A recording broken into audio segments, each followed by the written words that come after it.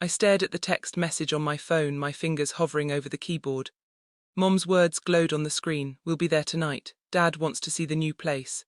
My mind flashed back to every Thanksgiving, every Christmas, every Easter. "No room for you and the kids, Whitney. We're full." Yet somehow my sister Amanda's entire family, her husband, her 3 kids, even their golden retriever had a seat at that table. I typed my reply, "Sorry, no room. We're full." I hit send. The cold satisfaction felt both foreign and deserved. I set down my phone and looked around my stunning Manhattan loft. Floor-to-ceiling windows framed Central Park like a living painting. The late afternoon sun poured golden light across my Brazilian cherry hardwood floors. This place was mine. Every square foot of these 2,500 square FT belonged to me and my kids. I'd earned it with blood, sweat, and years of silent endurance. 5 years ago, I was a different person, a struggling single mom with 2 young kids. Chloe was 4 and Tyler was 6.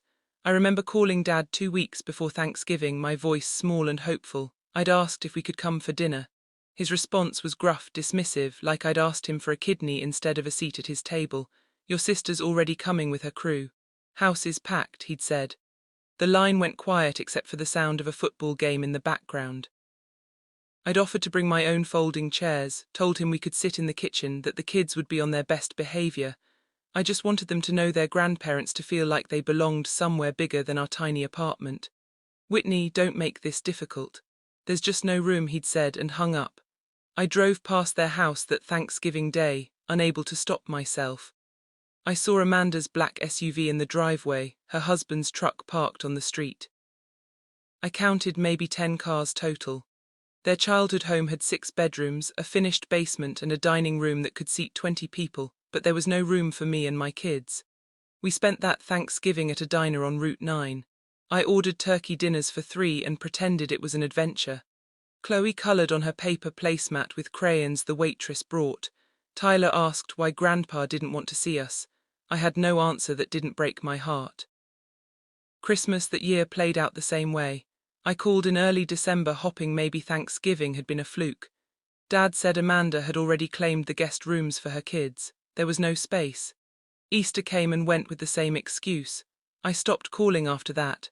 Growing up, I was the responsible one. Straight A's through high school scholarship to community college, worked 2 jobs to help Mom and Dad with bills when their business struggled. I was the eldest daughter, the one who was supposed to set an example. Amanda was the baby, the charmer, the one who could do no wrong. She married her high school sweetheart right after graduation, had a big wedding Dad happily paid for. Everything came easy to Amanda. My life went differently. I married young too to Jake, my high school boyfriend. We were 22 and thought we had it all figured out. 2 kids later, he left me for his coworker when I was 28. Just walked out one Tuesday morning and never came back for anything but his clothes. After the divorce, my parents grew distant. Dad especially seemed disappointed, as if my failed marriage was a personal embarrassment to him. He never said it directly, but I felt it in every clipped phone call, every excuse why we couldn't visit. Meanwhile, Amanda's life looked perfect. Her husband owned a successful contracting business. They had the house, the cars, the picture-perfect family. She posted it all on social media and Mom shared every single post. I worked 2 jobs for 3 years, medical billing during the day, paid the rent and kept food on the table, waitressing 4 nights a week at a chain restaurant, paid for everything else. I saved every penny I could squeeze out of my paycheck. My kids barely saw me some weeks, but I was building something. I had to believe I was building something. I went back to school online, stealing hours after the kids went to bed to study real estate finance. Got my license, started working at a small agency in Brooklyn. The first year I made almost nothing. Showing apartments to people who treated me like hired, helped studying market trends until my eyes burned networking at events where I was the only one in a dress from Target. But I learned, I watched, I figured out which neighborhoods were about to explode, where the developers were buying what the luxury market wanted. 2 years of grinding and I closed my first $1 million deal, a converted warehouse in Dumbo, that I'd found before it hit the market. Last year I became the top agent at my firm. This year my commissions hit 7 figures. I saved aggressively, invested, smartly, lived below my means while my income climbed. 3 months ago, I bought this loft for $2 million, paid 20% down, got a mortgage I could afford 3 times over. Chloe and Tyler finally had their own rooms. We had a chef's kitchen. We had a view that made my breath catch every single morning. And 30 seconds after I sent that text to Mom, my phone rang. Mom's voice was panicked, higher pitched than normal. "Whitney, your father just had a health scare. Chest pains. We were at the emergency room for 4 hours. The doctors say it's stress-related, not a heart attack, but he needs family around him right now. We need to stay with you." My stomach dropped. "Is he okay?" "He will be, but we need to be together as a family. Amanda's house is being fumigated, some terrible termite infestation. The whole place is tented. We have nowhere else to go, Whitney. We need you." The familiar guilt rose in my chest like flood water. I'd spent my whole life trying to be the daughter they wanted, the responsible one, the one who helped, the one who never caused problems. But something had shifted in me over these 5 years of exclusion. Something had hardened. "I'm sorry, Mom, like Dad always said, there's just no room." "Whitney, this is serious. Your father is sick. Then go to a hotel. You can afford it. How can you be so cruel? How could you be so cruel for 5 years? I hung up before she could answer. My hands shook. This was the first time in my entire life I'd said no to them. The first time I'd chosen myself and my kids over their demands. It felt terrifying and powerful at the same time. Chloe and Tyler came home from school an hour later. Tyler dumped his backpack by the door and immediately headed for his room, already talking about some video game he wanted to show me. Chloe twirled in the living room, her school uniform skirt flaring out. She loved having space to move, to dance, to just be a kid. I tried to focus on them, on making dinner, on helping with homework, but my phone wouldn't stop buzzing. Mom called 6 times in 2 hours. She left voicemails saying, Dad was heartbroken that I'd turned my back on him in his time of need, that he couldn't believe he'd raised such a selfish daughter. Then Amanda called. How can you be so selfish? There are parents, Whitney. I reminded her about the 5 years of holidays I'd missed, about every phone call where there was no room for me and my kids. That was different, Amanda said, her voice dripping with condescension.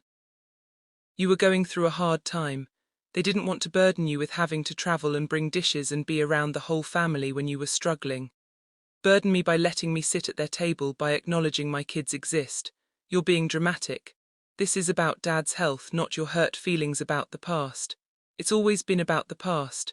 You've made me feel unwelcome for 5 years, and now you want me to open my home like nothing happened. Amanda hung up on me. 20 minutes later, a text from Dad appeared. Raised you better than this. I stared at those 5 words. Raised you better than this. Better than what? Better than having boundaries. Better than expecting basic respect. Better than remembering 5 years of rejection. My resolve wavered. Maybe I was being cruel. Maybe I should let them stay for a few days. Dad had been in the emergency room. That was real. That mattered. Maybe I was letting old wounds cloud my judgment. I went to bed that night with my phone on silent, but I barely slept. Saturday morning arrived too early. I was pouring coffee when my doorbell rang at 7:00 in the morning. I answered in my bathrobe, hair still wet from the shower, expecting a package delivery. Instead, Amanda stood there with Mom and Dad. They had suitcases. We just came to talk, Amanda said, pushing past me before I could respond. Let us in for a minute. I stepped aside, too shocked to stop them. They filed into my entrance hall and I watched them take in the space.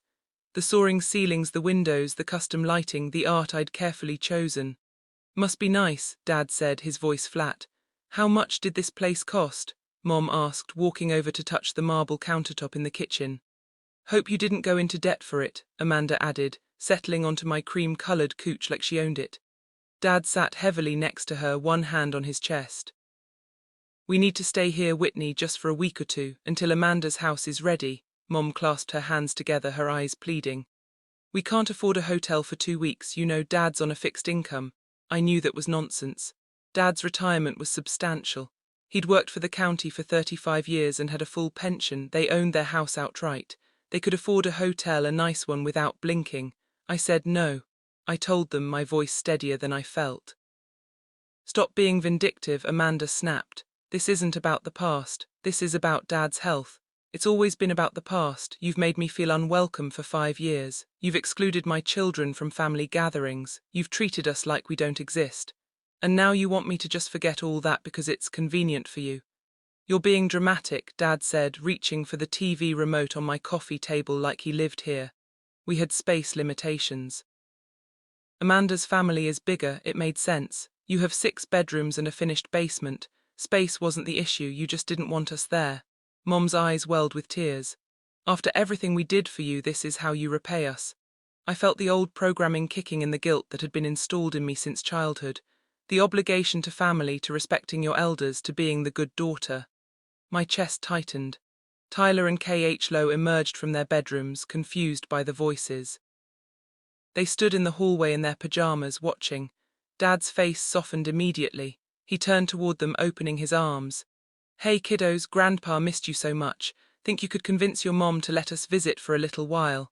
I saw what he was doing, using my children as leverage, putting them in the middle of an adult conflict, making them feel responsible for fixing something they didn't break. Kids, go back to your rooms, I said firmly. But Mom, Tyler started. Now please. They retreated and I turned back to my family. You need to leave, all of you, right now. Amanda stood up, her face flushed. You're going to regret this, Whitney, I promise you that. She headed for the door, Mom and Dad following. Dad moved slowly, one hand still on his chest, milking the sympathy. As they reached the threshold, Amanda turned back to me. By the way, we already told everyone at church, all the relatives, all your old friends from high school, that you refused to help Dad after his health scare. They're horrified. Good luck with your reputation. My stomach dropped as the door closed behind them. Within minutes, my phone started buzzing. Text after text from aunts, uncles, cousins, family, friends I hadn't spoken to in years. How could you turn your back on family? Your father is sick and you won't even let them stay with you. I always knew you were selfish, but this is a new low. Disappointed in you, Whitney. Your poor parents, they don't deserve this. The messages kept coming. 20, 30, 40 of them. People I barely knew, weighing in on a situation they knew nothing about. Amanda had launched a full character assassination campaign and it was working. My success was being reframed as arrogance. My boundaries were being painted as cruelty. I was the villain in a story I didn't write. I sat on my couch, my beautiful couch in my beautiful home, and felt completely alone. Monday morning I walked into my real estate office trying to project confidence I didn't feel. The weekend had been a nightmare of non-stop messages from family members, each one making me feel smaller and more isolated. I turned off my phone Sunday afternoon just to get some peace. As soon as I entered the office, I noticed my colleagues whispering. They stopped talking when I walked past. Sarah from the commercial division looked away. Marcus, who usually joked with me about coffee, suddenly found his computer screen fascinating. My boss, Harold, called me into his office before I even reached my desk. Whitney, come in. Close the door. I sat in the chair across from his massive desk, my heart pounding. I heard about your father's health issues. Everything okay with your family? I froze. How did you know about that? Your sister called the office Friday afternoon. She said she was concerned about you, wanted to make sure you were handling everything all right. My blood ran cold. Amanda had called my workplace. She'd contacted my boss to spread her version of events, to plant seeds of doubt about my stability. Harold leaned forward, his expression somewhere between concern and weariness. She mentioned you've been under a lot of stress lately, making some impulsive decisions. She wanted to make sure you're still able to handle your responsibilities here, said you might need some time off. I felt dizzy. This was calculated, strategic. Amanda was trying to sabotage my career to make me look unstable to the people who controlled my income. I'm fine, Harold. My father had a minor health scare. He's okay. My sister is exaggerating the situation for reasons I'd rather not get into. Harold nodded slowly, but something had shifted in his eyes. Doubt had been planted. She seemed genuinely worried. Said, your family is concerned about your judgment lately. My family has their own agenda. I promise you my work hasn't been affected. Check my sales. Check my client satisfaction scores. I'm on track for another record year. I know your numbers are great. I just wanted to check in, make sure you're okay. If you need some time off, we can arrange that. I don't need time off, I need to work. All right. But Whitney, if there's anything going on, anything affecting your ability to perform, I need to know. We have a reputation to maintain. I left his office feeling like the ground had shifted under my feet. Amanda hadn't just attacked my reputation with family and friends. She'd gone after my livelihood. By Tuesday, things got worse. I had a major deal closing that week, a $3 million penthouse in Tribeca. I'd been working with the client Elena Hartwell for 3 months. She was old money Manhattan elite, the kind of client who could make or break a career through word of mouth alone. Mrs. Hartwell called to cancel our Wednesday meeting. My stomach sank before she even explained why. "Is everything all right?" I asked, trying to keep my voice professional. "We're so close to closing." "I've decided to work with another agent," she said, her voice cold and clipped. "May I ask what changed? Did I do something wrong?" A pause, then someone reached out to me. "Told me you've been having some family troubles, neglecting your elderly parents. I can't work with someone who lacks basic character, Miss Whitney. My family has a reputation to maintain. Mrs. Hartwell, I can explain. There's nothing to explain. My decision is final. My attorney will be in touch about transitioning everything to my new agent." She hung up. I sat at my desk staring at my phone, calculating what I'd just lost. The commission on that sale would have been over $90,000, but more than the money I'd lost, credibility. Mrs. Hartwell moved in circles that controlled half of Manhattan's luxury real estate market. If she spread this story, my career was over. I called Amanda immediately. "What did you do?" "I have no idea what you're talking about," she said, her voice sing-song with false innocence. "You contacted my client, Mrs. Hartwell. You told her lies about me." "Did I? I don't remember that. Maybe people are just seeing who you really are, Whitney. Maybe your little house of cards is falling down. You contacted my boss. You contacted my client. You're trying to destroy my career. I'm just telling the truth, that you're neglecting your sick father, that you're so obsessed with money and success, that you've forgotten what matters.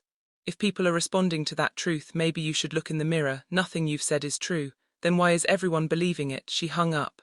I sat in my office until after dark, unable to move, unable to think. Everything I'd built was crumbling because I'd finally said no. Wednesday evening, I came home exhausted. The building's doorman Marcus looked uncomfortable when he saw me. "Ma'am, there are some people in the lobby claiming to be your family. They've been here for 2 hours. Security is about to call the police to remove them." I took the elevator down to the lobby. When the doors opened, I couldn't believe what I saw. It wasn't just Mom, Dad, and Amanda. It was aunts, uncles, cousins. 15 people crammed into my building's elegant lobby, sitting on the furniture, standing in groups, blocking the entrance.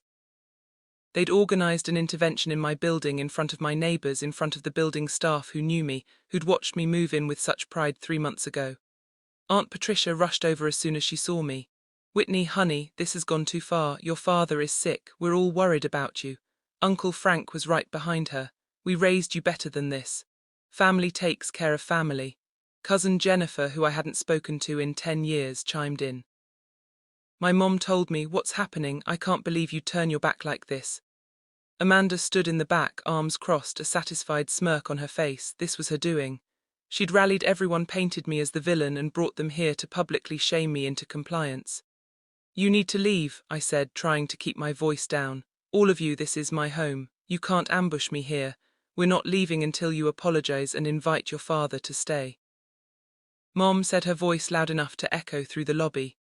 Several of my neighbors were in the lobby watching. Mrs. Sullivan from the floor below me, the young couple from across the hall, they all saw this spectacle.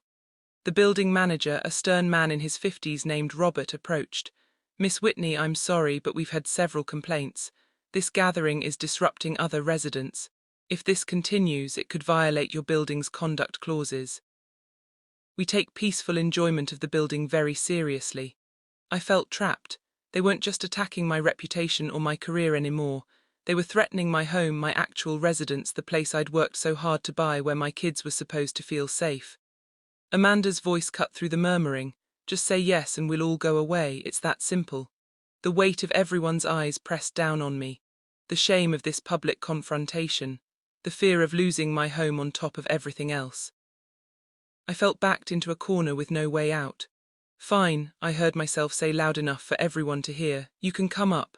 The family erupted in relieved murmurs and satisfied nods. They started gathering their things, heading toward the elevators. For 10 minutes I added, to talk, not to stay. Amanda's smile faltered slightly, but she recovered. "We'll see about that," Dad said quietly as he passed me. We rode up in 3 elevator trips. My neighbors watched the whole procession. I felt their judgment, their curiosity, their pity. The successful woman who'd moved in with such confidence was now being hurted by her family like a child. When we reached my floor, I knew I'd made a terrible mistake. But it was too late to take it back. They poured into my apartment like water through a broken dam. 15 people filling my carefully curated space, touching my things, claiming my furniture. The 10 minutes I'd promised stretched and warped immediately. Mom headed straight for the guest room. "Oh, this will do nicely. I'll take this one," she announced, setting her suitcase on the bed. Dad settled into the leather reading chair in my bedroom, the one by the window that I used every morning with my coffee. "My back needs good support, this chair is perfect." Amanda opened my refrigerator without asking. "You really should have more food if you're hosting Whitney. This is pretty bare." I stood in my own entryway watching my home be taken over. I said 10 minutes to talk, then everyone leaves. Dad looked at me like I'd suggested something absurd. "Be reasonable. It's already 8:00, we'll stay tonight. Leave first thing tomorrow morning. You can't send your elderly father out into the night after what he's been through." I was so tired, exhausted from the weekend, from Harold's suspicion, from losing the Hartwell deal, from the public intervention in my lobby. I didn't have the energy to fight anymore. One night I said, "Tomorrow morning everyone goes." But even as I said it, I saw Amanda texting someone smiling. Nothing about this felt like it would end tomorrow.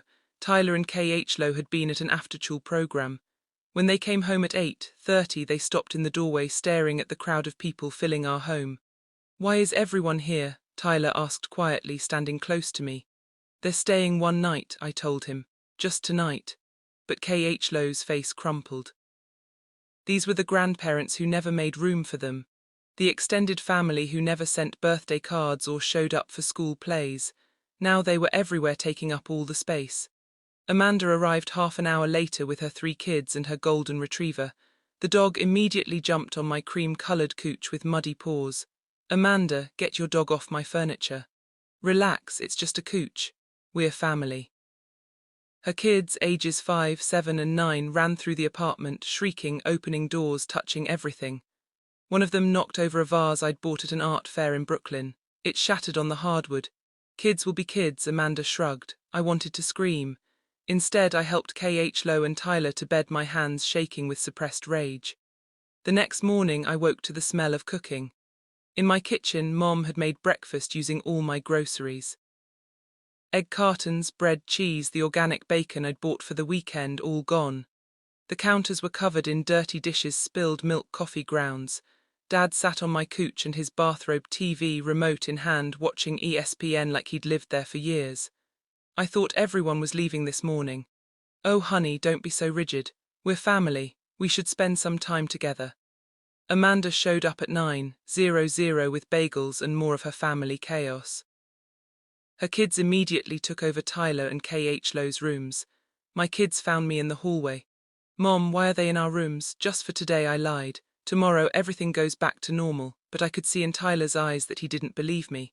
And worse, I didn't believe me either. I tried to go to work Monday, but Harold called before I even left. "Whitney, take the rest of the week. You've got a lot going on. We need you focused when you're here." "I'm fine. I have appointments." "Reschedule them. Take care of your family situation." "That's an order, not a suggestion." I knew Amanda had called him again. She was systematically destroying my professional reputation while occupying my home. By day 3, they'd fully taken over. Mom had rearranged my kitchen cabinets. Dad had claimed the master bedroom's TV and spent all day watching sports. Amanda's kids had moved into Chloe and Tyler's rooms completely. My children were sleeping on couches in the living room, displaced in their own home. Chloe cried when I tucked her in on the couch that night. "I want my room back. I want them to leave."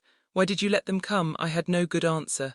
I just held her while she cried. Tyler was angrier. He barely spoke to me, just retreated into silence. These were the grandparents who never wanted us at their house. Now they'd taken ours. I tried to enforce boundaries, but every time I pushed back, Dad would clutch his chest and say he was having chest pains. Mom would cry. Amanda would accuse me of being heartless. I was trapped in a nightmare of my own making. On day 5, my credit card alert went off. Someone had charged $2,000 at a furniture store. I called the store immediately. "Yes, ma'am, your mother was here.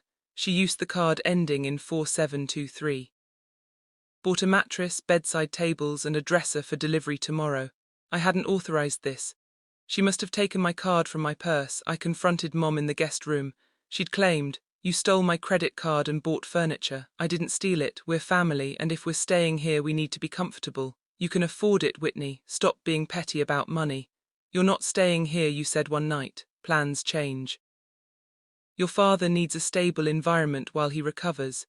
He's not recovering from anything. He was never sick. How dare you?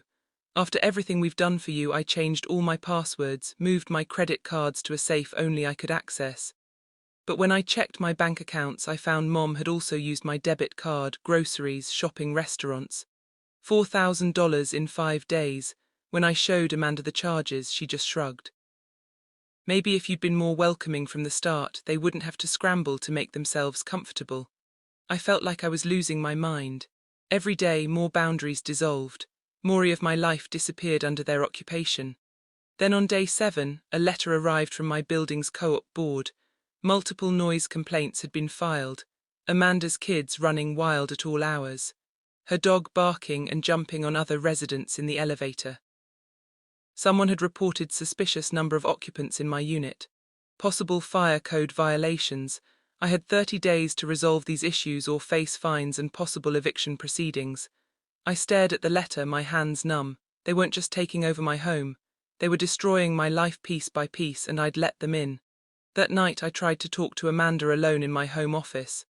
"Why are you doing this? What do you want from me?" She looked at me with something close to hatred. "You think you're better than me because you have this fancy place, because you make more money. You're not better, Whitney. You're still the divorced mess who couldn't keep her family together. And this," she gestured around the apartment, "this is where you belong, under our control, where you've always belonged." I finally understood. This wasn't about a place to stay during fumigation. This was about putting me back in my place, about making sure I never forgot who I was supposed to be in the family hierarchy. The eldest daughter who served, the responsible one who sacrificed, the one who never said no. Amanda left the office, and I sat in the dark looking at the co-op board letter, listening to the chaos of my occupied home, and realized I had to fight back or I'd lose everything. By the second week, I was barely sleeping. My home office became my refuge, the only room with a lock. I'd retreat there at night, door bolted, and try to figure out how this had all gone so wrong. Through the door, I could hear Amanda's kids running through the hallway at midnight, the dog barking, the television blaring. My daily reality had become unrecognizable. I couldn't work because Harold had put me on mandatory leave. I couldn't rest because every room was full of people who treated me like a hotel maid. I couldn't parent my own children because I had no authority left in my own home. K.H. Lowe's grades dropped from A's to C's in 2 weeks. Her teacher called concerned. Tyler stopped talking almost entirely. He'd sit in the corner with his headphones on, refusing to engage with anyone. The family had invited more relatives. By day 9, 12 people were crammed into my 5-bedroom loft. Cousins I barely knew sleeping on air mattresses in my living room. Aunt Patricia had taken over my home office during the day for her remote work, leaving me nowhere to escape. My beautiful home was destroyed. Red wine stains on the cream carpet in the den. A broken cabinet door in the kitchen where someone had yanked it too hard. Deep scratches in the hardwood floors from moving furniture. The walls had scuff marks. The bathroom grout was already turning grey from too many people using too few bathrooms. The co-op board's second notice arrived on day 10. I now had 15 days to resolve all violations or face a $5,000 fine and a hearing that could result in forced sale of the unit. I tried one more time to get them to leave. "I'm serious, you all need to go today." Dad clutched his chest and sank into the couch. My heart, the stress. "I can't handle this." Mom called 911. Paramedics arrived, checked Dad's vitals, found nothing wrong, but the lead paramedic took me aside. "Ma'am, his heart is fine, but he needs to avoid stress. Whatever family conflict is happening here, you need to resolve it calmly." After they left, Mom turned on me. "See, you're literally making him sick. If something happens to your father, it's on you." I felt like I was drowning in my own home. That night I couldn't sleep. At 3:00 in the morning, I heard voices in the kitchen. I crept to the doorway and listened. Amanda and Mom were talking in low voices. Once she breaks completely, Dad can co-sign the deed. She's clearly unstable. We'll get her to add him for safety, for protection. Then we control the asset. But what if she won't? Mom asked. She will. She always does what we tell her eventually. Look how easy it was to get in here. My blood went cold. They wanted my apartment. This entire thing was a setup to take the home I'd worked so hard to buy. The next morning I secretly called a lawyer. I found one through an online search, someone who specialized in family disputes. Her name was Brenda Chen. Wait, I can't use Chen. Let me revise. I found a lawyer named Brenda Walsh. I explained everything in a hushed call from my locked office while Amanda's kids screamed outside the door. Miss Whitney, this is serious. They've established residency patterns in New York. After 30 days of continuous residence, they have tenant rights. You'll need formal eviction proceedings, but it's only been 12 days. You need to get them out before day 30, or you'll be in housing court for 6 months minimum. She explained more. Your father has been to multiple doctors building a case that you're causing his health issues. If he can demonstrate you're financially abusing elderly parents or causing psychological harm, he could file for guardianship intervention. Claim you're unstable. I felt sick. They're documenting everything. My sister has been taking photos, recording conversations on her phone.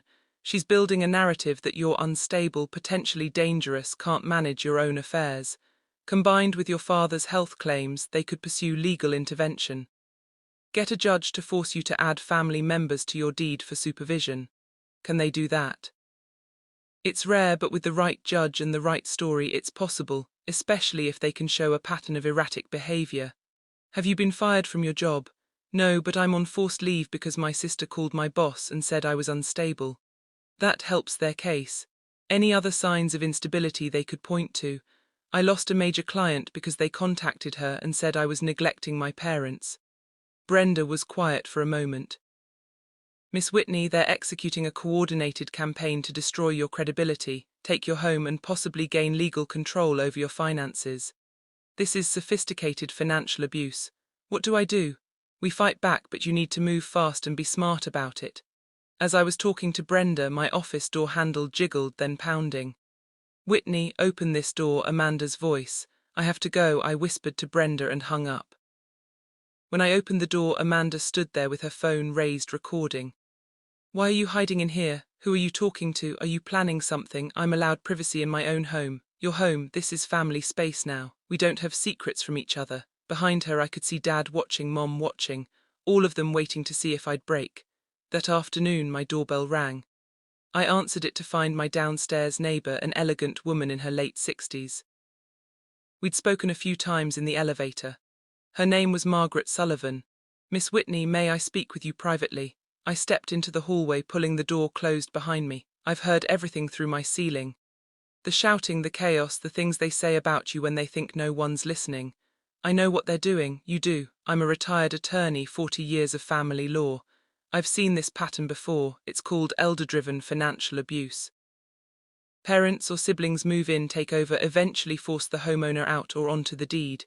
Usually targets successful single women. That's exactly what's happening. I still have connections, good ones. Let me help you. For the first time in 2 weeks I felt a flicker of hope. But as we were talking, the door opened. Amanda stood there, phone up, recording again, making plans. Whitney, conspiring with outsiders against your own family. Mrs. Sullivan looked at Amanda with the cold assessment of someone who'd spent decades in courtrooms. Young lady, if you don't stop recording people without their consent in New York, you'll be facing criminal charges. One-party consent doesn't apply when you're not party to the conversation. Amanda lowered her phone, but her eyes blazed. Whatever you're planning, it won't work. We're family. Blood beats everything. Mrs. Sullivan turned back to me. My apartment tomorrow morning, 9:00. Bring documentation of everything. She left and Amanda grabbed my arm. You think you're going to win this? I contacted Jake, my ex-husband. I hadn't heard his name in years. What? Told him about your instability, about how the kids are living in chaos, being displaced from their rooms, exposed to constant conflict. He's filing for custody. The hearing is in 2 weeks. My world tilted. You did what? He has rights as their father. And right now you look like an unfit mother. The court will see that. She walked back into my apartment, leaving me standing in the hallway. I could lose my children. On top of everything else, I could lose Tyler and Chloe. I sank down against the wall, my whole body shaking. This wasn't about boundaries anymore. This wasn't about old wounds or holiday S-lights. This was about complete destruction. They wanted to take everything from me. My home, my career, my reputation, and now my children. I had hit absolute rock bottom and I had no idea how to climb back up. That night I didn't sleep at all. I sat in my locked office, laptop open, and started documenting everything, every credit card charge, every text message, every voicemail. I screenshot social media posts where Amanda had spread lies about me. I saved emails from family members who'd participated in the lobby intervention. At 9:00 the next morning, I told my family I had a meeting with my lawyer about the co-op board issues. It wasn't entirely a lie. Mrs. Sullivan's apartment was beautiful and calm. She had tea ready, a legal pad covered in notes, and a look of focused determination I recognized from my own mirror on good days. "Tell me everything," she said. "Start from the beginning."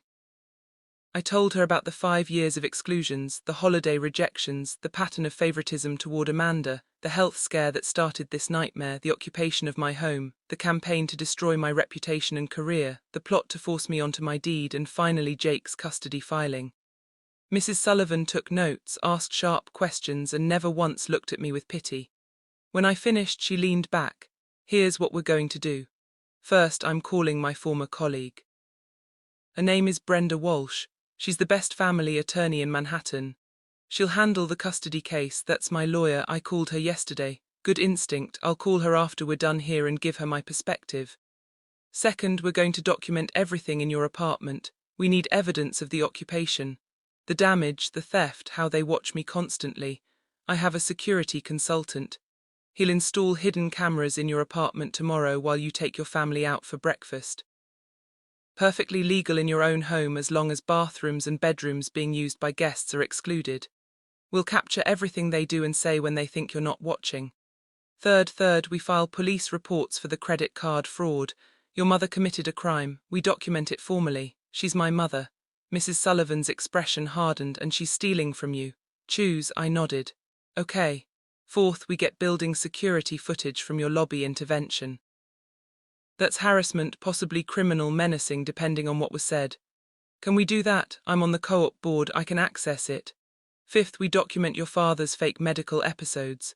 The next time he clutches his chest, we call paramedics immediately and request full documentation that his heart is fine. We build a pattern. My head was spinning. This all feels so calculated. That's because it is. They've been calculating against you for 2 weeks. Time to fight back with the same energy. Can you do this? I thought about K.H. Lowe crying herself to sleep on the couch, about Tyler's silence, about losing them to Jake, who abandoned us 6 years ago. Yes, I can do this. Over the next 3 days, we executed the plan. Mrs. Sullivan's security consultant installed cameras in my living room, kitchen, and hallway while I took everyone out for brunch in Brooklyn. Cost me $300 to feed them all, but it was worth it. The footage we captured was devastating. Amanda and Mom talking openly about their plan to get Dad on my deed. Amanda practicing what she'd say at Jake's custody, hearing how she'd describe my instability. Mom going through my personal papers in the office looking for financial documents. Dad perfectly healthy, laughing about his chest pain episodes. "We have everything we need," Mrs. Sullivan said when she reviewed the footage. Now we handle the custody hearing. Jake's hearing was set for day 17. I walked into that courtroom terrified. Jake sat at the plaintiff's table looking like he'd aged 10 years. Amanda sat behind him in the gallery, her official witness. Jake's lawyer painted a picture of chaos, of a mother so consumed by family conflict that her children were suffering, of kids sleeping on couches displaced in their own home, of constant screaming and instability. Then Amanda testified, "I've been staying with my sister. It's a disaster. Her children are being neglected. She's having some kind of breakdown. She's obsessed with a grudge against our parents for past slights. The kids need stability and right now she can't provide it." Jake's lawyer asked, "In your professional opinion as a family member who's observed the situation, do you believe the children would be better off with their father?" Amanda nodded solemnly. "I do. It breaks my heart to say it, but yes." Then it was our turn. Brenda Walsh stood up, and I saw why Mrs. Sullivan respected her. She was calm, precise, and ruthless. She presented Tyler and K.H. Lowe's school records, straight A's until 2 weeks ago when Mr. Whitney's family moved into her home without permission. She showed medical records from their pediatrician. Healthy, well-adjusted children who attended every checkup, every vaccination, never missed. She had letters from teachers describing me as an engaged, devoted parent who volunteered for field trips and always responded to emails within hours. Then she turned to Jake. "Mr. Matthews, when did you last see your children?" Jake shifted uncomfortably. "It's been a while, I've been busy with work." "How long?" "About 3 years. You haven't seen your children in 3 years. I've paid child support barely. Your payments have been consistently late, frequently short. You've skipped months. Miss Whitney has never once taken you to court for it.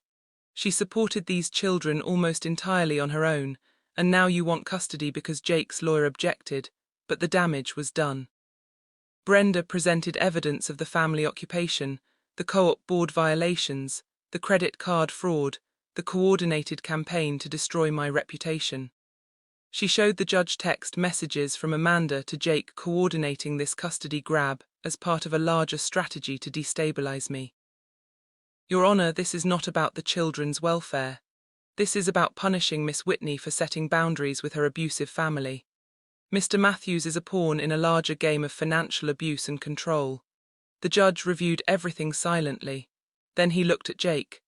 "Mr. Matthews, you abandoned these children 6 years ago. You've paid minimal child support. You haven't seen them in 3 years. Now you want full custody because your ex-wife's sister, who has her own agenda, told you the children are in danger." Jake nodded weakly. "Yes, Your Honor, I'm concerned. Your concern seems conveniently timed with your ex-wife's financial success. This petition is denied. No change in custody.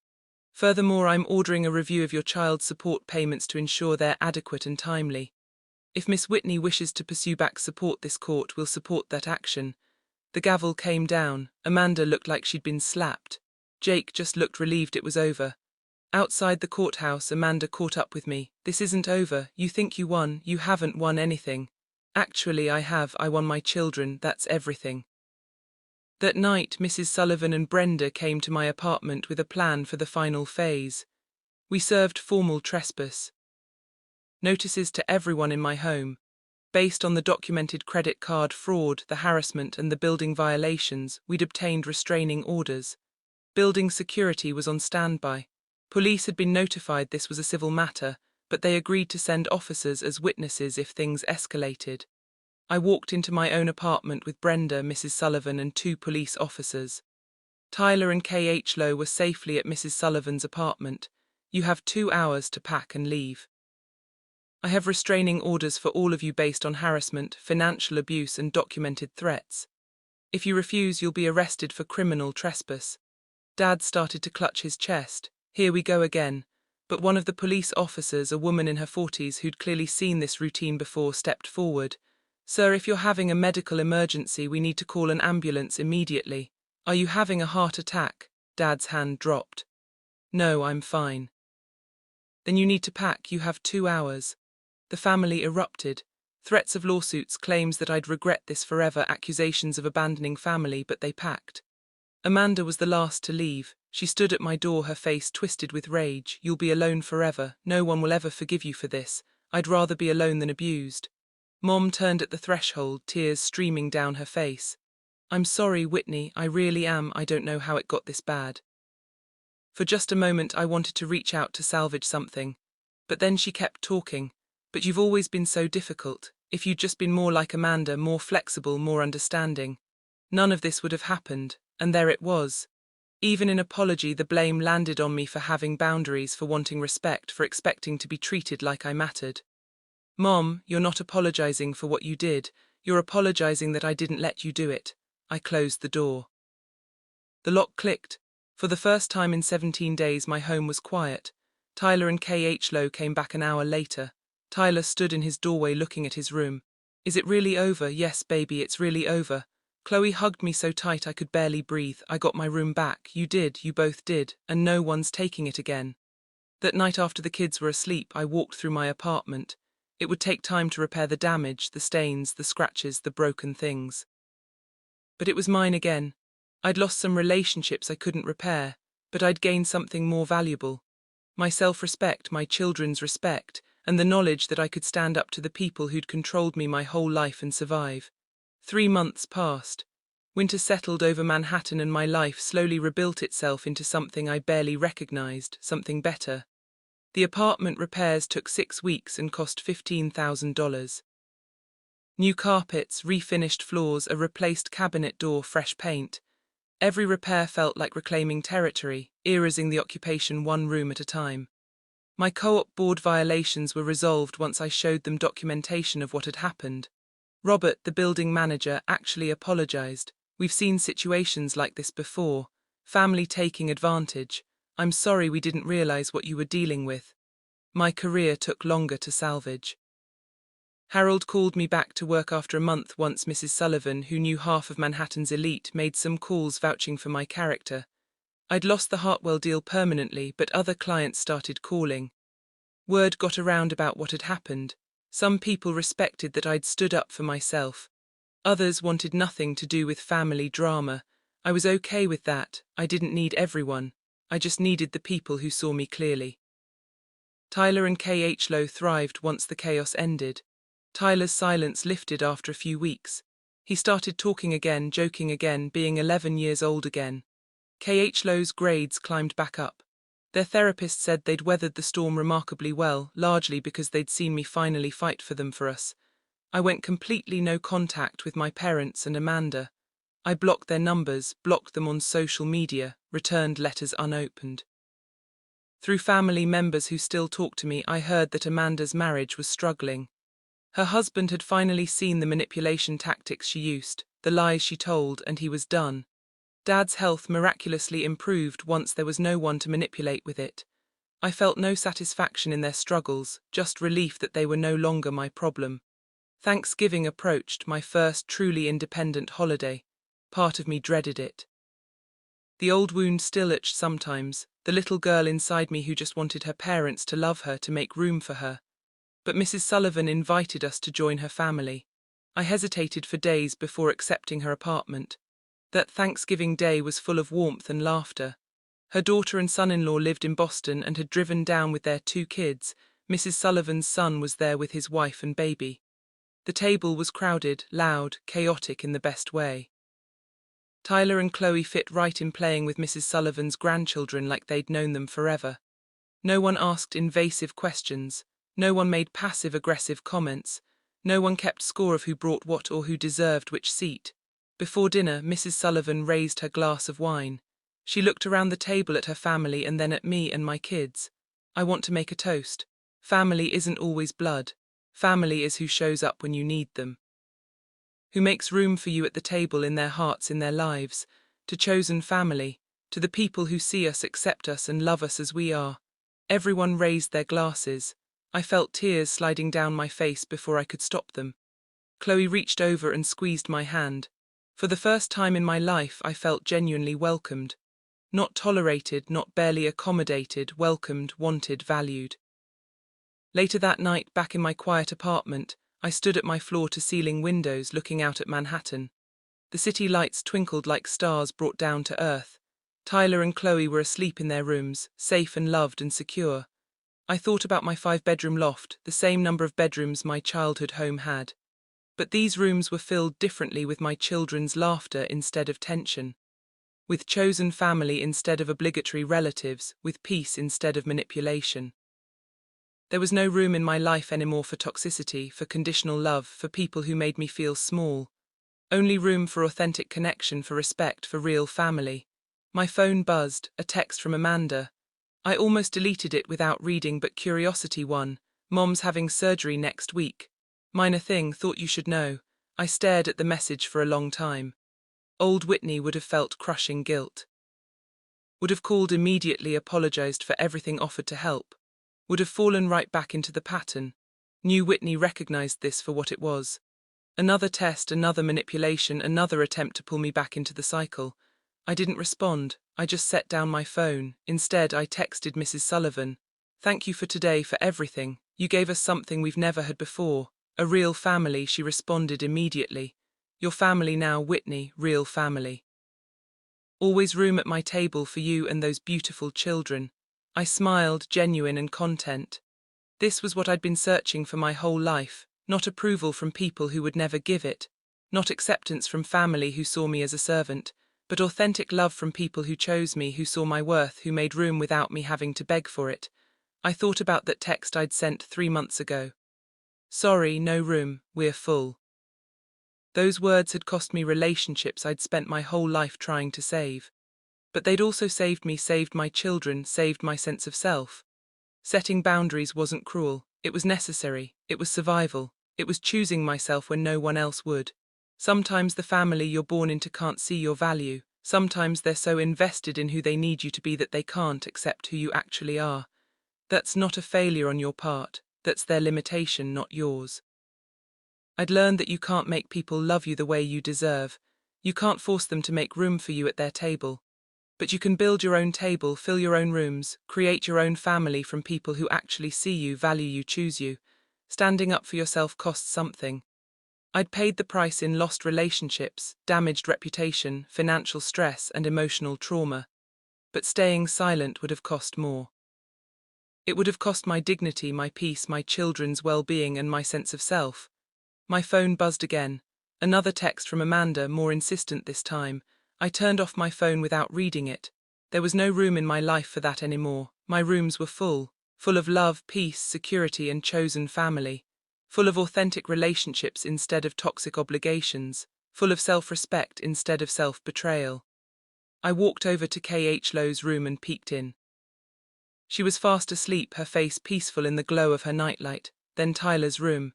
He'd kicked off his blankets as always and I pulled them back over him gently. He stirred but didn't wake. These were my rooms, this was my family. This was my life and I'd fought for it. I'd stood up to the people who tried to take it from me. I'd chosen myself and my children over people who would never value us. That choice made all the difference. As I walked back to my bedroom, I felt something I hadn't felt in years, maybe ever. Complete peace. No guilt gnawing at me. No obligation weighing me down. No fear that I'd made the wrong choice, just peace, just contentment, just the quiet satisfaction of knowing I'd finally, after 33 years, chosen myself and I'd never looked back. Now I want to ask you something. Have you ever had to choose between keeping the peace and keeping your peace? Have you ever set boundaries with family members who couldn't understand why you needed them? What did it cost you and what did you gain? Share your story in the comments below. I'd love to hear how you found your way to choosing yourself. If this story resonated with you, if it touched something you've been through or helped you see your own situation more clearly, please hit that like button. Subscribe to this channel for more stories about finding strength in difficult family situations. About choosing yourself when no one else will, about building the life you deserve instead of the life others demand from you. And please share this video with someone who needs to hear it. Someone who's struggling with family boundaries, someone who feels guilty for protecting themselves, someone who needs permission to choose their own peace. Your share might be exactly what they need to hear today. Thank you so much for listening to my story, for taking this journey with me from rejection to redemption, from occupation to liberation, from guilt to peace. I hope it brought you something valuable, something that helps you in your own life, your own struggles, your own path to choosing yourself. Remember, you deserve a seat at the table. And if no one offers you one, you have every right to build your own table and fill it with people who actually want you there. That's not selfish. That's self-preservation. That's wisdom. That's love. Take care of yourself, protect your peace, make room for the people who make room for you, and never apologize for having boundaries that protect your well-being and your children's happiness. Until next time, I'm wishing you strength, peace, and the courage to choose yourself. You deserve it, you really do. Music.